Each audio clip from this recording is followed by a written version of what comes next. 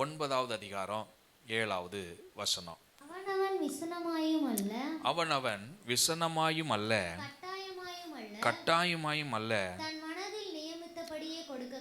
தன் மனதில் நியமித்தபடியே கொடுக்க கடவன்.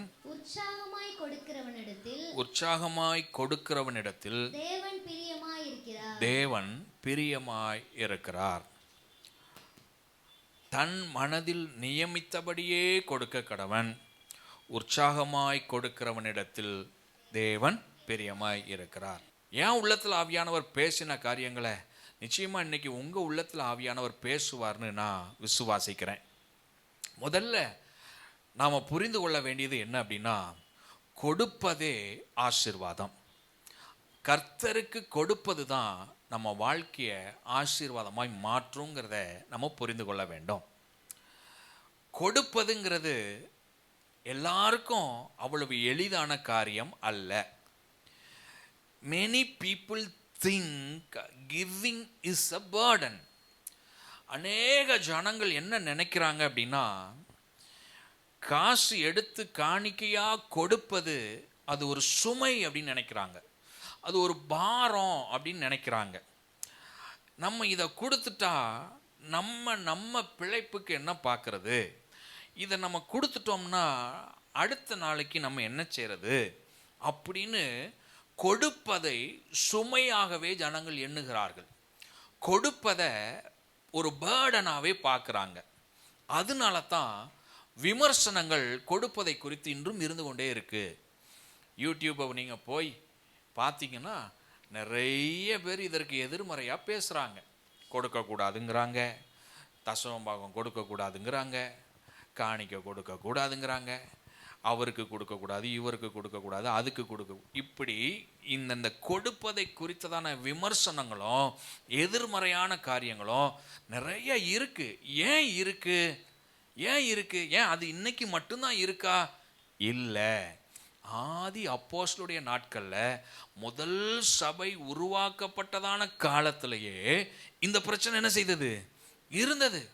அன்றைக்கே அப்போஸ்தலனாகிய பவுல் கொடுப்பதை குறித்து ஜனங்கள் மத்தியில் சொல்லும்போது ஒரு கூட்டம் எழும்புச்சு.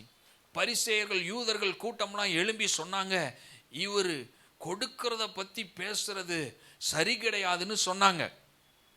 இவர் தேவையில்லாம இவைகளை பேசுகிறார் அப்படின்லாம் குழப்பங்களை கொரிந்து சபையில் ஏற்படுத்தியதாகலாம் நம்ம பார்க்கிறோம். இது அந்த பிரச்சனை இன்னைக்கு மாத்திரம் இல்லை, அன்னைக்கும் என்ன செய்தது? இருந்தது.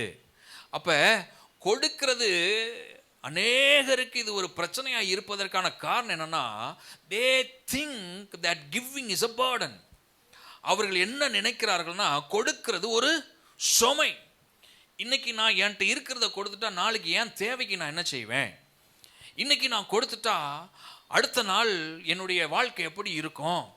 இப்படி பல கேள்விகள் அவங்களுக்குள்ள இருக்கிறதுனால அது ஒரு சுமையாகவே அவங்களுக்கு எப்படி காணப்படுது.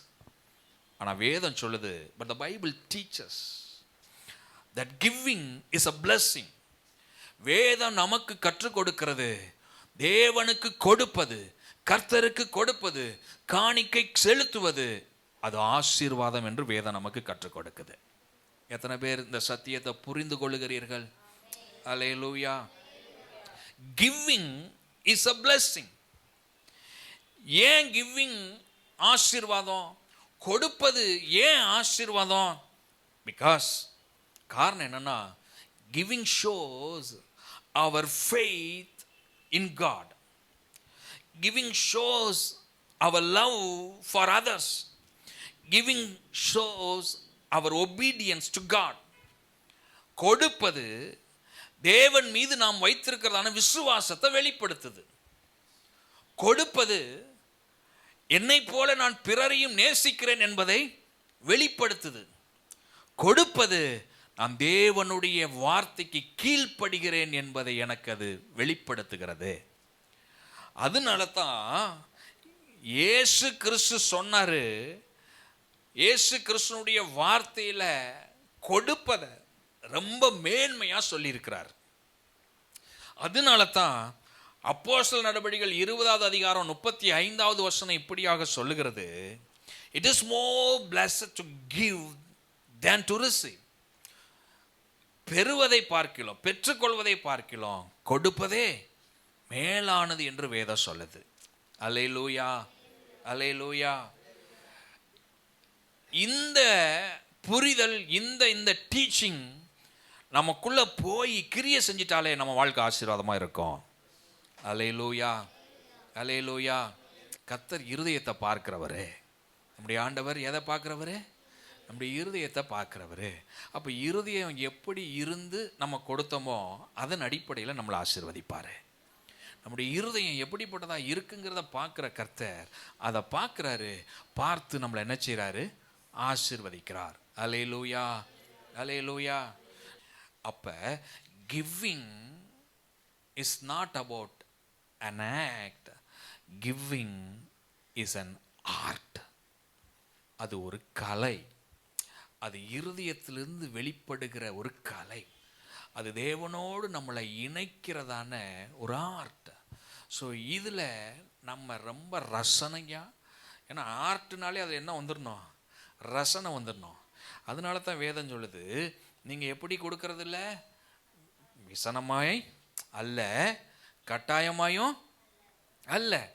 ஆர்ட்டில் விசனமும் இருக்காது, கட்டாயமும் என்ன செய்யாது? இருக்காது. அப்போ கிவிங் இஸ் அன் ஆர்ட். அதனால உற்சாகமாய் கொடுக்கிறவன் தேவனிடத்தில் எப்படி இருக்கிறான்? பிரியமாக இருக்கிறான். அல்லேலூயா, அல்லேலூயா. இன்னைக்கு சில காரியங்களை நான் உங்களுக்கு காண்பித்து கொடுத்து நீங்கள் ஆசீர்வதிக்கப்படுவதற்கு கர்த்தருக்கு நீங்கள் எவ்வளவு கொடுக்க முடியுமோ அவ்வளவு கொடுங்கன்னு உங்களை நான் உற்சாகப்படுத்த விரும்புகிறேன். நீங்கள் இன்னைக்கு இருக்கிற இந்த ஆசீர்வாதம் இல்லை, பல 1000 மடங்கு ஆசீர்வதிக்கப்படுவதற்கு கொடுக்கறதுல நீங்கள் பெரிய ஆளாக மாறிடுங்க. கொடுக்கறதுல வள்ளலாக மாறிடுங்க. கொடுக்கறதுல கணக்கு பார்க்காத ஆளாக மாறிடுங்க. நீங்கள் எனக்குன்னு நினைக்காமல் கொடுங்கள். கர்த்தருக்கு பெரிய ஆசீர்வாதங்களை கர்த்தர் வச்சிருக்கிறாரு. அல்லேலூயா, அல்லேலூயா. ஒவ்வொன்றா பார்க்க போகிறோம். முதலாவது நாம் புரிந்து கொள்ள வேண்டியது என்ன அப்படின்னா, God is the first and best giver. தேவனே முதன்மையான சிறந்த கொடுக்கிறவர், சிறந்த கொடுப்பாளி. கர்த்தர் தான் நம்ம எல்லாருக்கும் முதன்மையானவர் கொடுக்கிறதுல.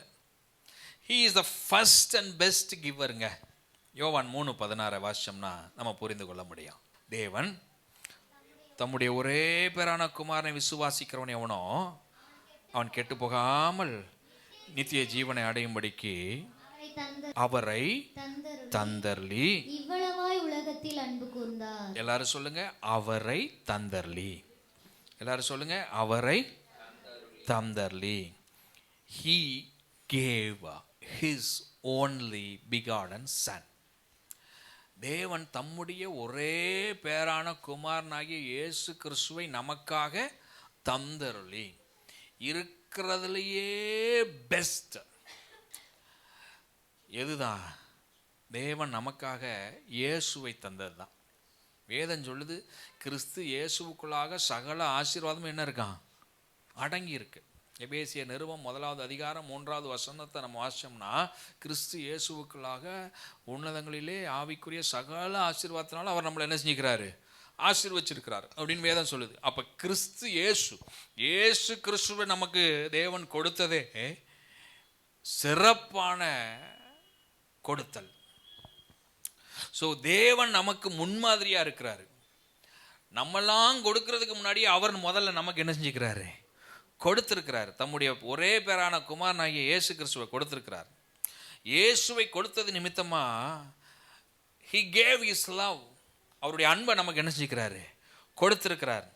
இயேசுவை கொடுத்தது நிமித்தமா he gave his grace, அவருடைய கிருபையை நமக்கு என்ன செஞ்சுக்கிறாரு? கொடுத்திருக்கிறாரு. அல்லேலூயா, அல்லேலூயா. இதுல ஒரு காரியத்தை தேவன் நமக்கு வெளிப்படுத்த விரும்புகிறார். he doesn't give his only begotten son because he is a God. ஏதோ அவர் கடவுள் அதனால அவருடைய மகனை கொடுத்தார், அப்படி அல்ல. he gave because he is generous. He gave because he loves us.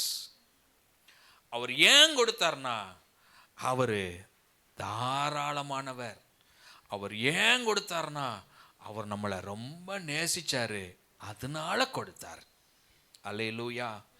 அப்போ இன்னைக்கு இதில் நம்ம புரிந்து கொள்ள வேண்டியது என்னன்னா, we don't give because we are rich, we give because God is generous to us.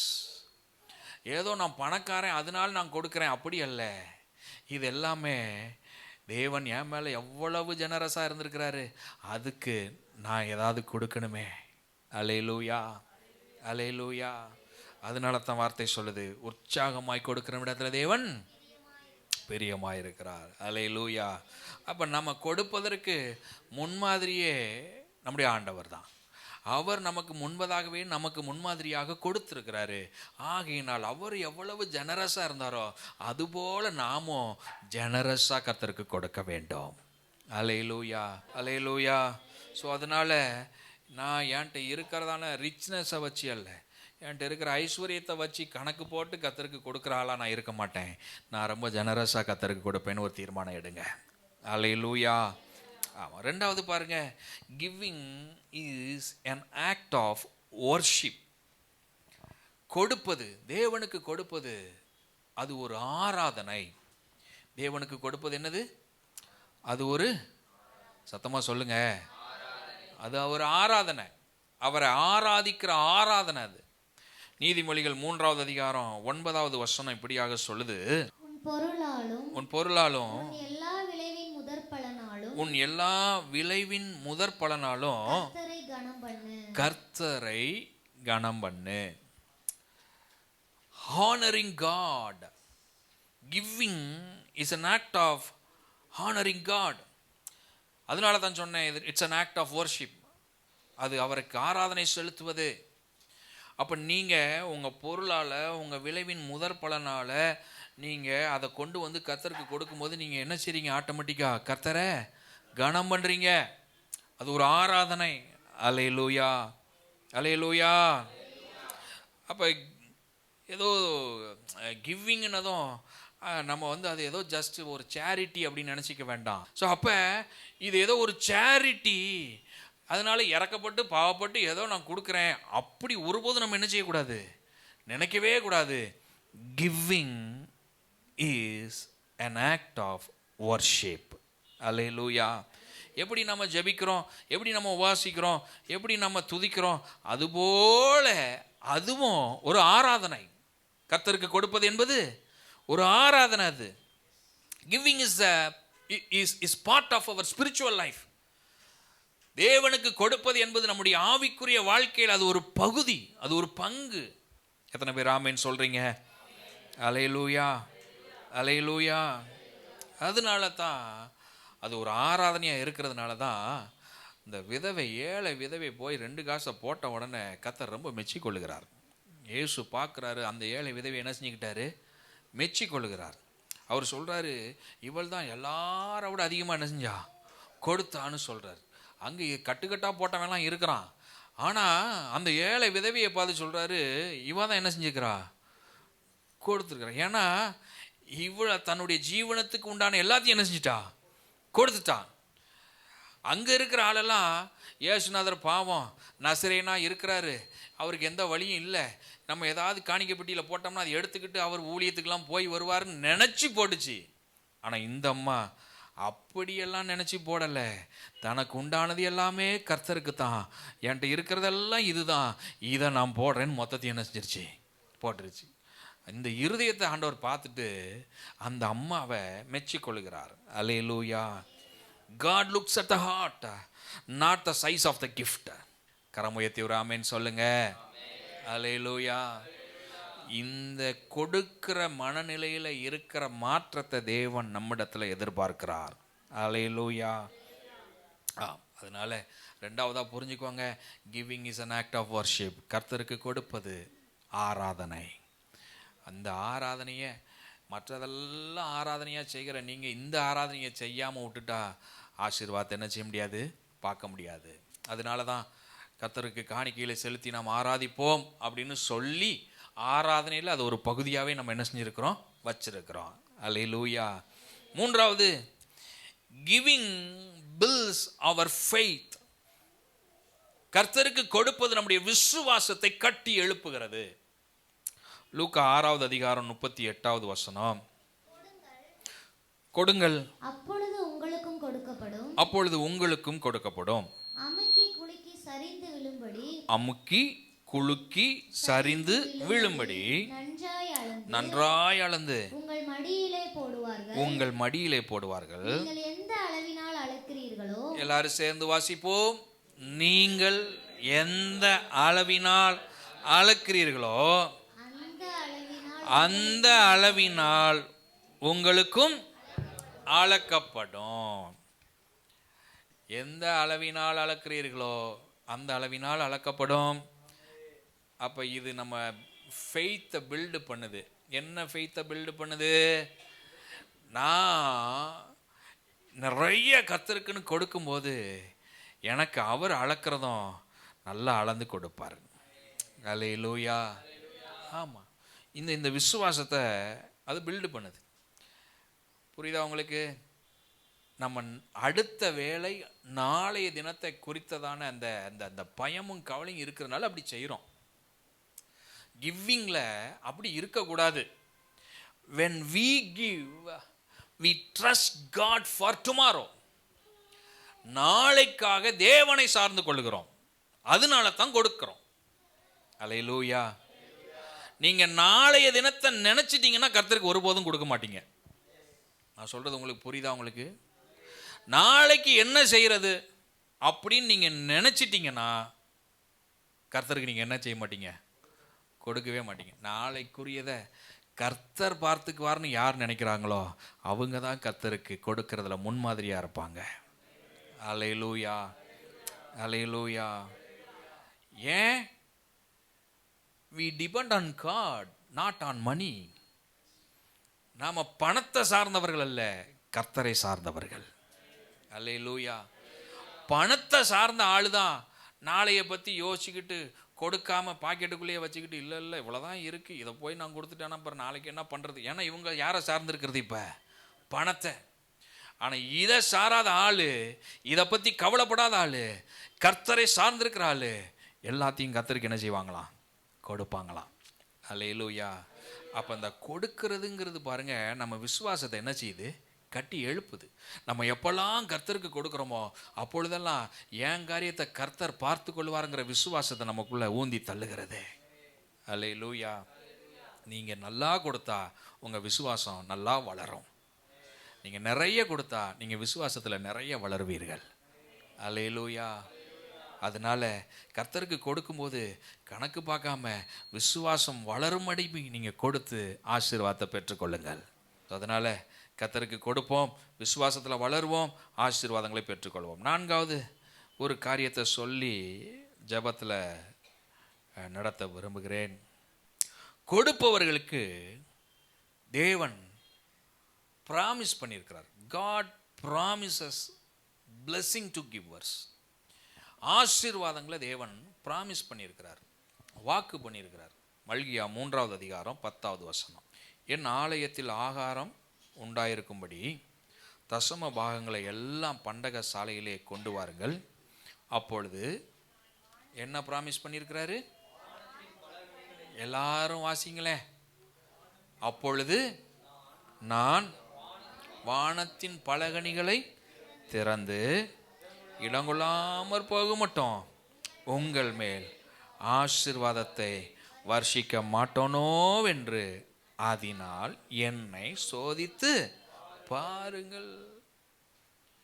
நீங்க கொடுத்தா வானத்தின் பலகணிகளை திறந்து இடங்கொள்ளாமல் போக மட்டும் உங்களை ஆசீர்வதிப்பேன்னு ப்ராமிஸ் பண்றாருங்க. அல்லேலூயா.